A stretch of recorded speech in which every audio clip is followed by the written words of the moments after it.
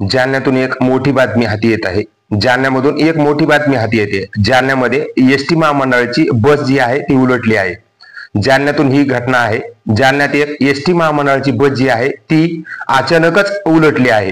ही घटना काल रात्री 12:15 वाजेच्या सुमारास घडली। जालन्यात अचानक एसटी महामंडळाची बस जी आहे ती उलटून अपघात झालाय। हा अपघात काल मध्यरात्री 12:15च्या सुमारास झालाय। यात 8 प्रवासी जखमी झाले असून तिघांची प्रकृती गंभीर असल्याची माहिती मिळाली आहे। जालना शहरालगत असलेल्या सिंदखेड राजा चौफुली परिसरात राज्य महामंडळाची एक बस अचानक उलटून अपघात झालाय। या अपघातात काही प्रवासी जखमी झाले असल्याची माहिती समजते। ही घटना मध्यरात्री 12:15 वाजेच्या सुमारास घडली आहे। घटनास्थळी तालुका जालना पोलीस ठाण्याचे पोलीस निरीक्षक सुरेश उनवणे यांनी आपल्या सहकार्यासह धाव घेत मदत कार्य केले।